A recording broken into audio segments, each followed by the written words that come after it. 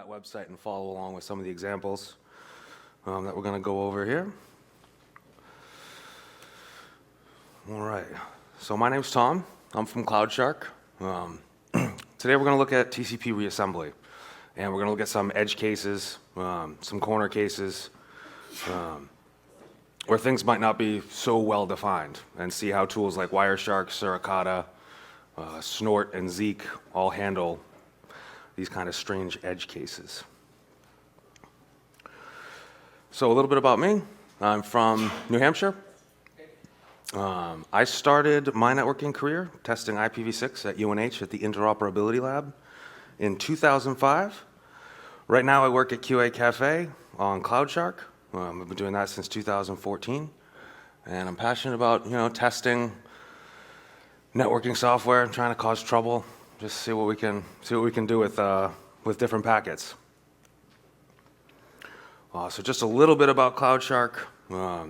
We're a web-based packet analysis platform. It is based on Wireshark on the back end.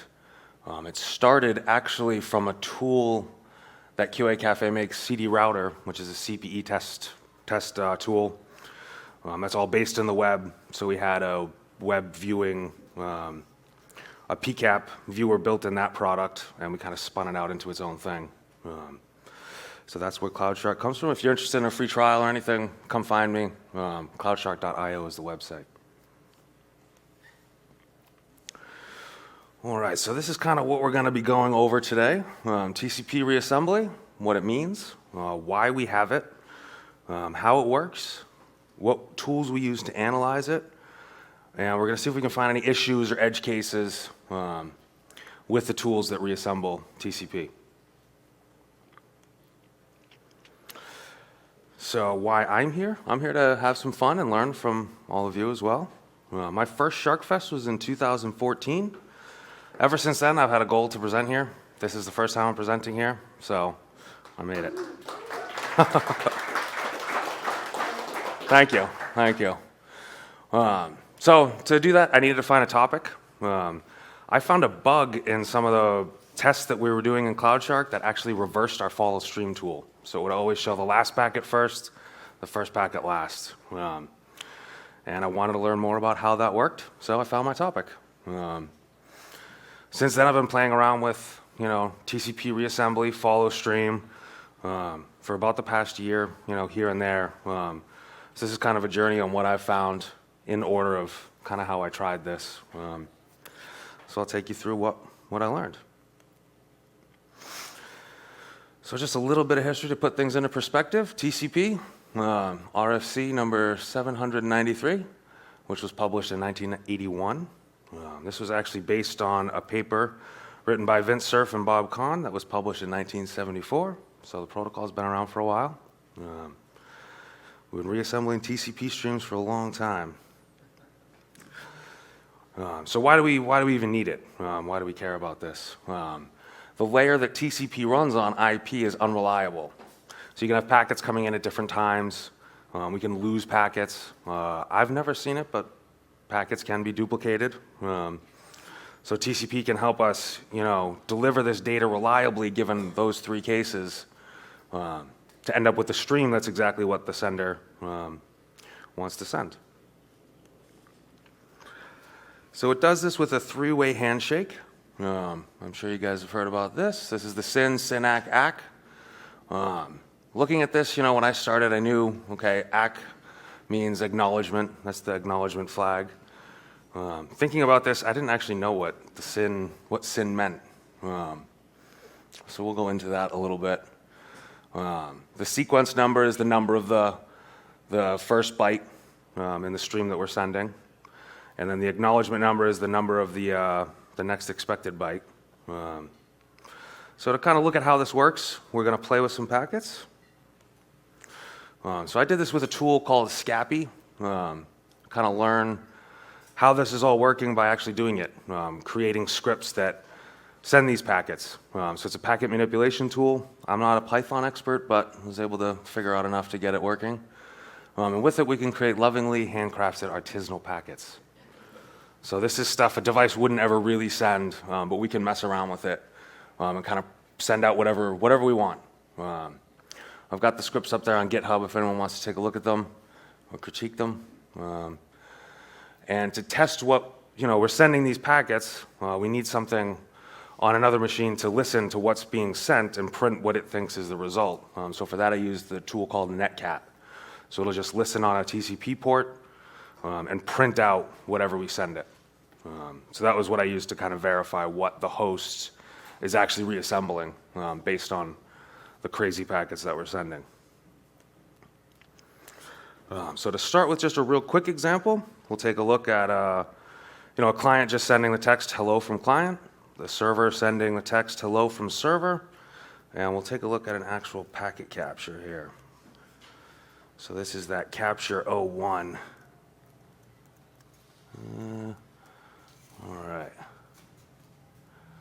You guys see that all right in the back and everything? Is that okay? Good? All right. So here we've got that first packet in our three-way handshake. So we can see the SYN flag is set here. We're sending a sequence number. So this is that initial sequence number. These numbers get chosen randomly for security reasons. So we're sending, it ends here in 9590. The server is responding back with the SYN ACK packet. And it's choosing its own sequence number here, 7872. And it's setting the acknowledgement to the number we sent in our sequence, in our initial SYN packet, +1. You always add 1 for the SYN flag. So you'll see here too, when the server sends its sequence number, the client responds back, incrementing by 1 for the SYN flag there. And so now we've got some data coming from the client here. So here we've got our sequence number, 5951. We're sending the text hello with a new line. The length of that is 6. So the server is acknowledging that by sending us back our sequence number +6. So here we've got 5951, add 6, we get 5957. So the server's received those bytes. And just going down, next the client is going to send from. So we've got 5957 with a length of 5, and the server acknowledges that 5962. We just keep going down. You can keep doing all this math out. The word client 5962, that's 7 bytes long, so we end up with 5969. And then we've got the server sending messages back in response. And at the end, we're done sending the connection. For me, I'm not huge on math, so those sequence and ACK numbers are kind of a pain to deal with. They're really long. If we take a look at another capture here, so this is actually the same exact capture file, but here we can see the sequence number starts at 0. So when the server responds back to our initial SYN, it's ACKing 1. Same thing, the server's choosing 0 as its sequence number. So the client responds back and ACKs 1. And now we've got these really easy numbers to deal with. 1 plus 6 is 7. 7 plus 5 is 12. So that math is it's a lot easier for me to deal with anyways. But if we look at the actual packet details here, you can scroll down in here. We've got sequence number 0. I mentioned earlier these sequence numbers are randomly chosen. These two didn't randomly both choose 0. That would be a little crazy. We can actually see it's saying 0 and a relative sequence number there. But the data in the packet, there we've got a hex value. So this is actually controlled. Ooh. Sorry, I have to log in here real quick. This is controlled by a preference within Wireshark. Oh boy. There we go. So here we've got, this is the preference right here, TCP relative sequence numbers. So this is going to make the TCP dissector, make our lives a little easier, and use these relative ones starting at 0. So that is just kind of an example. Here we've got the tool doing something nice for us, but it is, kind of showing us something different than what's actually in the packet here with this relative sequence number. If I start to go too fast, or if anyone has any questions, feel free to raise your hand, shout if I'm not looking. I tend to go a little fast, so please slow me down if I start to. So I got some animations here, so this is just going to be another way to kind of look at what we just saw in that packet view. So here we've got a packet coming in. This was that first one from the client after the TCP three-way handshake. So here we've got our sequence number is 1. I added the numbers at the bottom to kind of make things a little easier. Down at the bottom, we've got kind of a receive buffer of what the server is going to process and print out. So those are just going in nice and right where they're supposed to. Wiggle a little bit at the bottom. So here we've got that sequence number. Looked it up and figured out SYN means synchronize. So we're synchronizing those sequence numbers between the client and the server during that initial three-way handshake, so we know what the initial sequence number is and what to expect. Each byte is numbered with that sequence number within it. The server is going to acknowledge which bytes have been received, which ones haven't. So by using that, it can detect duplicate packets if we send the same thing twice. It'll make sure it puts those bytes into order based on that sequence number. And if it's missing any bytes, we can use that number to let the sender know, hey, I don't have those bytes yet. So with that, we can actually receive packets out of order, like this example. So we've got a packet, we'll send the text of, and our relative sequence number there is going to be 19, and we can put that in the right spot in our receive buffer. So then later, if we get, the first 7 bytes, we can put that where it's supposed to. And even if we're going to receive these packets out of order, we can put them in the right spot and get the message that the client wanted to send. So let's just take a look at what that looks like at the packet level 2. So here we've got, again, our initial three-way handshake. We've got relative sequence numbers turned on. So we're starting at 0. Both sides start at 1 after the three-way handshake. So here we've got that first packet. The data in it is our text of. And we've got our sequence number set to 19. So the receiver knows that this is the 19th byte in that stream.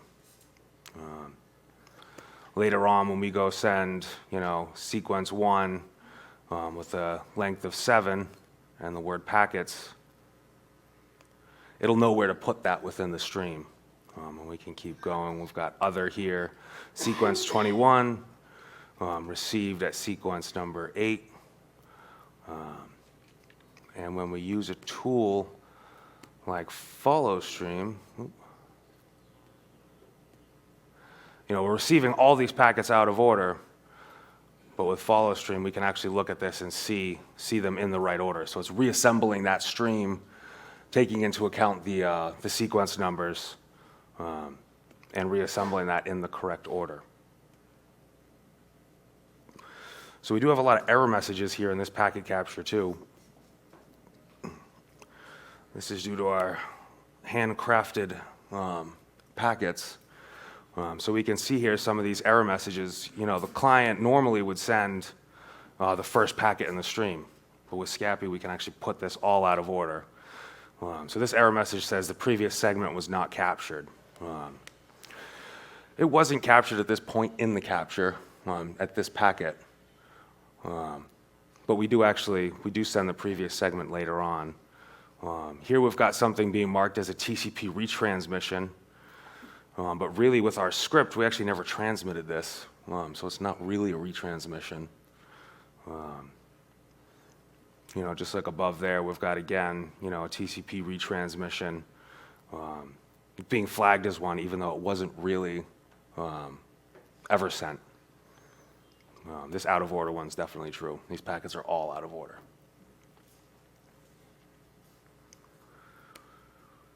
So thinking about that, we've got a lot of error messages in that PCAP, a lot of things being flagged with that black on red kind of error text. But really all the data got there. We did kind of send it specifically out of order. There's actually a Wireshark bug right now to kind of improve that error message, TCP previous segment not captured, to kind of try to improve what that says to maybe help you analyze things when you see that. The developers are here at SharkFest today, so if anyone has any suggestions, you can look up that bug number, 15753. There's some discussion on it right now.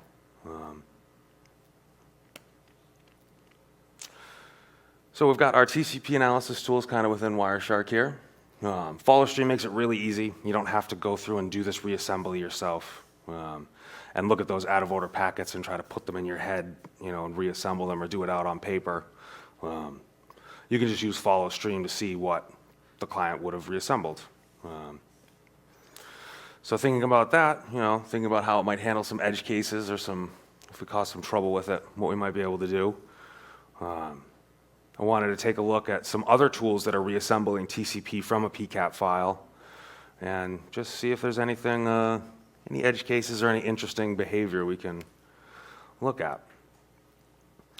So I've got an example here with overlapping data. So what I mean by that, got another of these little animations here. So if we send our first TCP packet and we send these 10 bytes here, starting with sequence number 1, going to 10. So we send that, the receiver's going to put it in its buffer. What happens when we send another packet and we send, 6 through 20? But we've already sent 6. And the first time we sent 6, we sent it with the value F. This time we're going to send 6 through 10 with the value X's. So we're overlapping here. So what do you guys think gets reassembled? Do you think the blue that we sent first makes it into that buffer? How many people think the blue? How many people think the yellow? It depends. In this case, it's the blue. So in this case, it gets ACKed. Once it gets ACKed, it's in that buffer. So blue wins in this case. And we can take a quick look at that in a packet capture as well. So here we've got, again, our 3-way handshake. Here we've got those first 10, A through J. So we send that. The receiver acknowledges it. So it takes that data, puts it in its buffer. That's pretty much set in stone at this point. So when we send 6 through 21 and we've got different data in there, what was already ACKed wins. And we can take a look at follow stream here. Follow stream is going to show what got reassembled, ignoring those X's that were sent second. And I think in here I've got the result from using that netcat program, just listening on a port and printing out what netcat reassembled. It all kind of matches up. So we've got A through T there. So overlapping data, any new data we overlap with gets ignored. So the next thing I wanted to look at was what happens if we overlap and retransmit data. This one was a little difficult to name what's really going on, but let's take a look at it in one of these animations.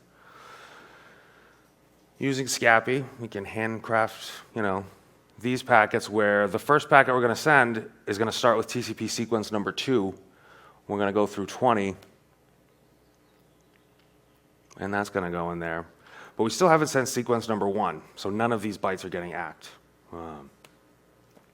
So the second packet we're going to send is going to have 1 through 10. We're going to have new data in the yellow in the second packet that we send. So what gets reassembled this time?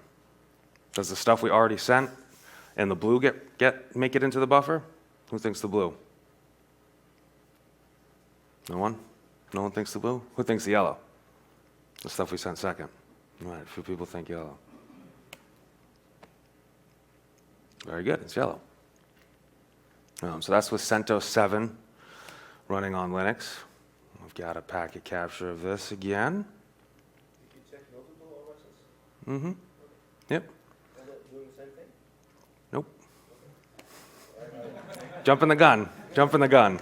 But here's that packet. So we've got 2 through 21, and we've got B through T, and then the servers and its acknowledgement number saying that's great, but I still don't even have number 1. I can still only acknowledge 1. You haven't sent it yet, and then we send it again. Oh, I'm sorry. Yeah, we sent those 2 real fast. So we send B through T, and then we send A with our X's in there.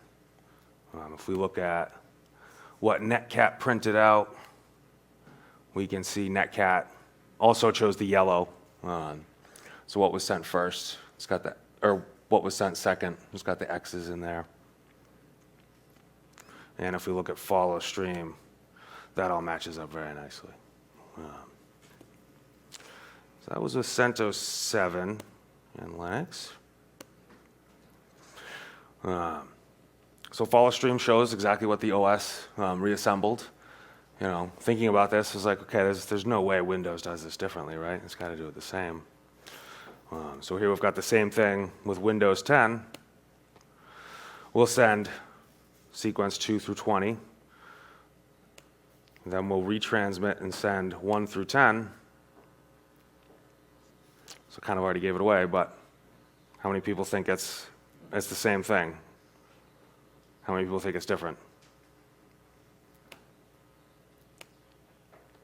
No, it's different. In that case, what was sent first actually wins and makes it into that buffer. So if we go back and look at the same capture with Windows, Windows is going to reassemble this differently. And if we look at follow stream, it's actually showing us the opposite. Wireshark can't really know who's processing these packets, how packets are being processed by the machines on the end. There's really just no way for it to know in every case how a device is going to handle what was sent on the wire. So something like follow stream that's making our life really easy might also be a little misleading in some cases.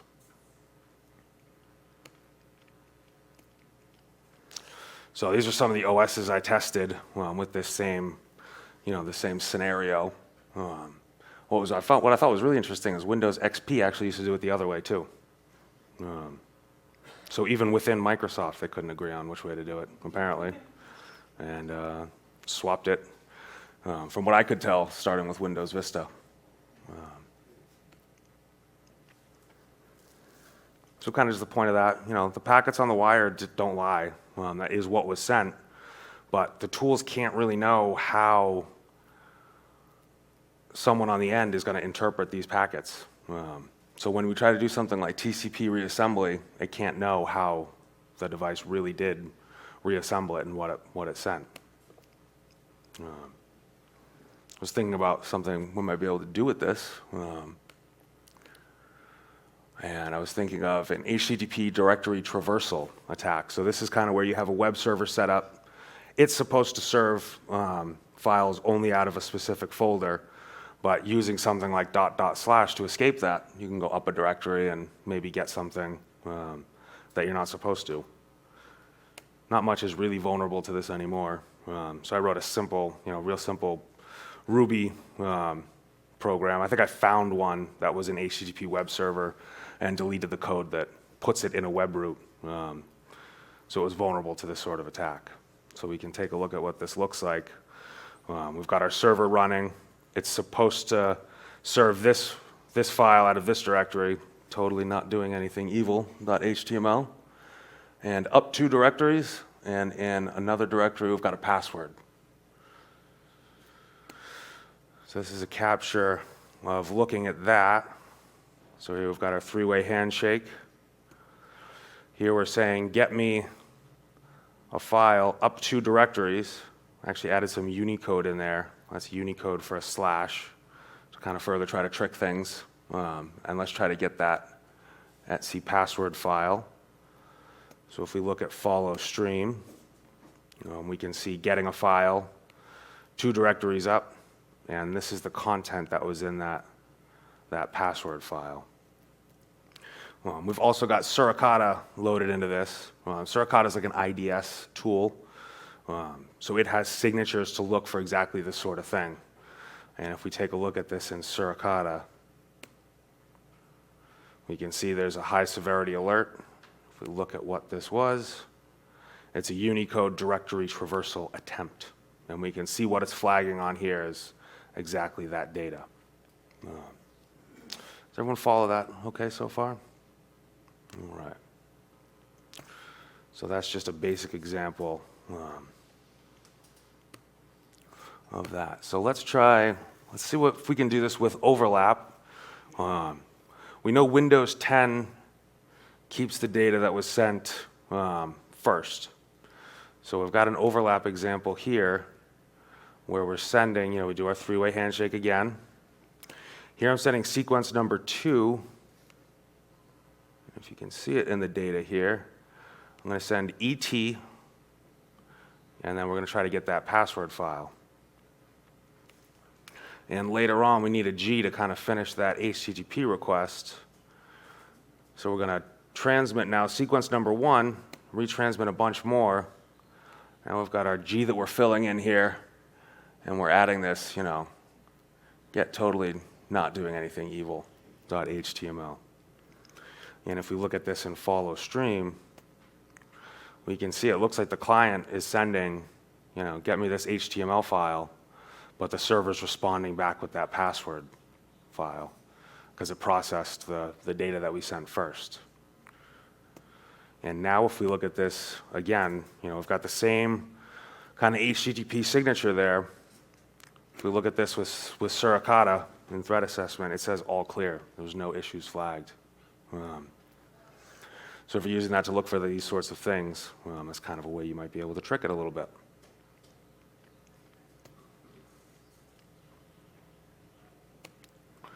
So I took a look at some other applications that reassemble TCP. So I took a look at Network Miner. That actually shows the data that was sent first and the stream that it prints out. TCP flow shows, that's a tool where you can send it a PCAP. It'll split off the data sent by both sides and put them in text files. TCP flow shows the opposite. Suricata by default, if you print out what it's seeing, it shows, get this totally not doing anything evil payload. I did see some configuration that looked like it might change this. I couldn't get it to work. I'm not sure if I'm doing something wrong there, or if it doesn't support that. Zeek shows the data that was sent first, so it shows us trying to go up 2 directories and get that password file. And then when I tried this in Snort, I came across a configuration option for the TCP reassembly engine where you can configure this. So you can actually say, okay, these IP addresses reassemble TCP this way, these IP addresses reassemble TCP a different way. So if you know what you're running on your network, you can kind of configure that. And as I was thinking about that, if it's configurable, someone's already probably seen this before. So go ahead. The URL lengths were not the same. So the get password one is shorter than the totally not equal one. How did you compensate that in the trace? Because you have leftover data then. Right.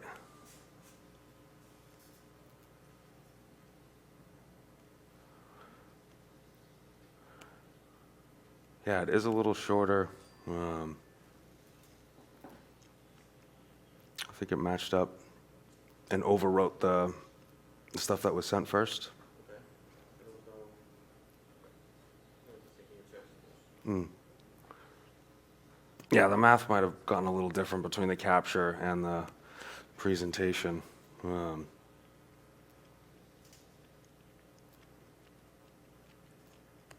have to take another look at that. But yeah, so none of this is really all that new, this idea of overlapping fragments. There was a paper written in 1998 talking about all this, how to evade network intrusion detection systems by doing this. You can also do this at the IP layer. I think they found somewhere around 6 or 8 different ways that different operating systems will reassemble IP fragments. So these IDSs can also be configured for all of these. There's a really cool tool out there called FragRoute that I think is in Kali Linux by default that implements all of these. So none of this is really all that new, but I found it pretty interesting as I was going through this. And then I actually found another paper written in 2018. This is on the SANS, in the SANS reading room. So it's another good read. So it's processing experimental protocols against IDSs. And what I found in there was this same, similar kind of ideas using new TCP options. So there's a new-ish option in TCP called TCP Fast Open. It's intended to allow data in the initial SYN packet. It was written in 2014, so it's been around for a while. We can take a look at what this looks like. Let's more little animations here. So we've got a client and a server. So the first time a client connects to the server, if both sides support TCP Fast Open, and I think this is enabled in Linux by default now, on the server side, you can send a SYN plus a TCP Fast Open cookie request. And the server at that point is going to generate a cookie and send this back to the client in its SYN ACK. It's going to send the cookie back. The client's going to save that and send its ACK message to finish the 3-way handshake. And you've basically got business as usual at that point. But the second time you connect, again, we've got our client and our server.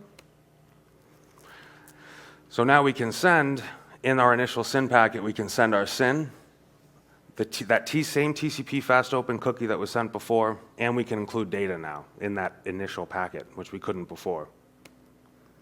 And the server can send back a SYN ACK, and it can immediately start sending back data. So that's a lot faster. If you're on something like a satellite network where the latency between packets is very high, you can get data back a lot faster this way. Or on your phone, something like that maybe as an example. So we can take a look at some of the packet captures from this as well.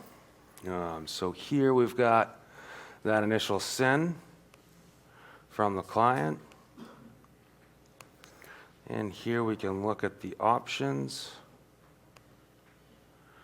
So here we've got our TCP Fast Open cookie request. Server is going to respond back and send us a cookie we can use later. And the client sends back its ACK, and now it can do HTTP, just kind of as usual. And here is a capture with the second connection. So here again, we've got our TCP. This is our initial SYN packet, so we can see in the flags, just the SYN flag is set. And under the options, we're going to include that cookie we got back last time. And we're actually sending data in this packet. So we're sending, a GET request. And the server responds back to acknowledge that initial packet. And then it immediately starts sending back the web page. You can take a look at this as well and follow stream. So we've got our GET request and our HTTP response. And I think this all came in the first four or so packets.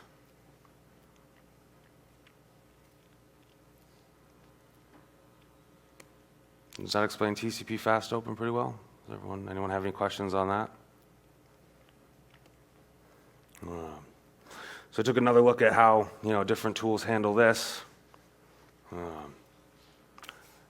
And since this is, it was written in 2014, but it is still kind of a newish TCP option. So they don't all handle this quite the same. So here we've got an example. We've got our TCP initial SYN packet. Here we've got our options. Here we're sending a TCP Fast Open cookie that's invalid. So we never actually got this back from the server. The server still sends a SYN-ACK, but it doesn't actually process the data that was sent in this request because the cookie was bad. If we look at something like follow stream, it does still show us that this data was sent by the client, even though the server is not actually processing that data.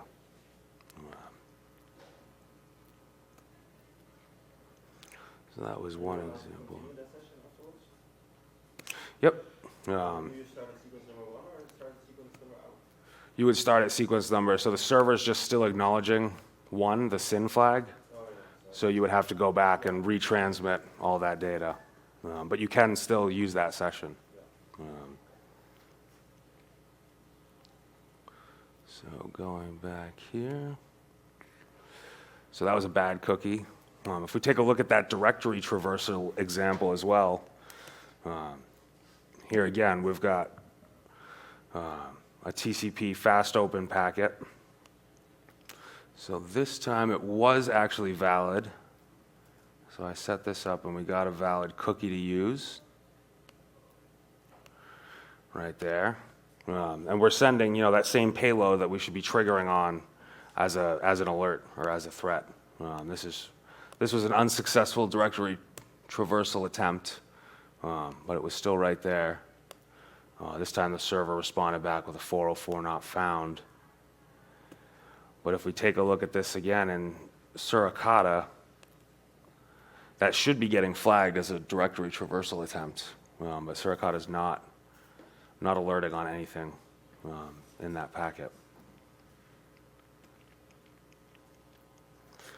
So I've got one more example, kind of combining that retransmit overlap and a fast open packet. So here we've got a web server, we've got maybe 2 web pages that we're trying to access, one that's okay to access, one that we should not be accessing. So this capture definitely looks a little funky. But here we've got, we're using fast open.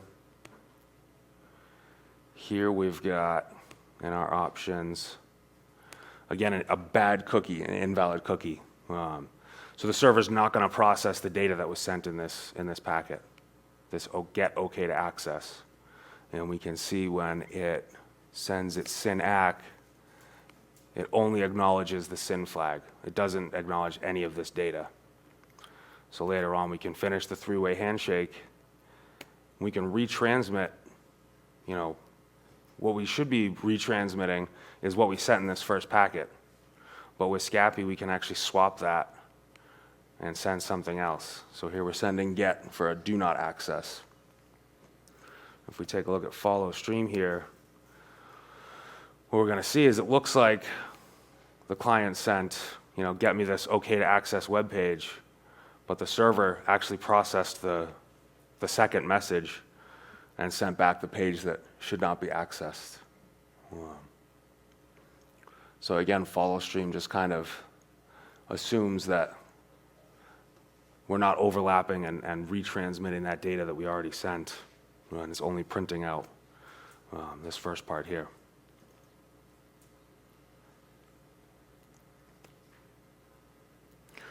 So I also took a look again at these other tools to see what they would process. So for something like Network Miner, it will show us the data that was sent in the fast open packet as what was reassembled. TCP flow actually doesn't support TCP Fast Open at all, so it prints out a protocol violation. Suricata doesn't support Fast Open at all, so it will always show what gets sent. It won't process anything sent in a Fast Open packet. So that directory traversal attempt where we sent that in a fast open packet.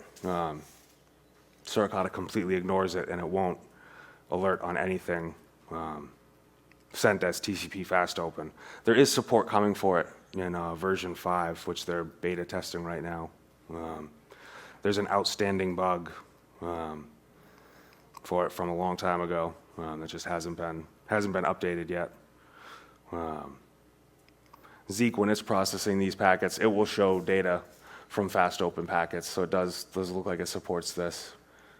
Snort, I wasn't able to find any real information, but I couldn't get it to process anything that was sent in a TCP Fast Open packet as well.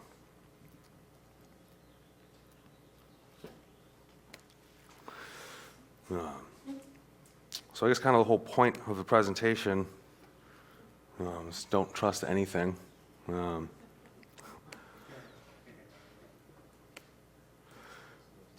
But really I'd say, you need to know how our tools work.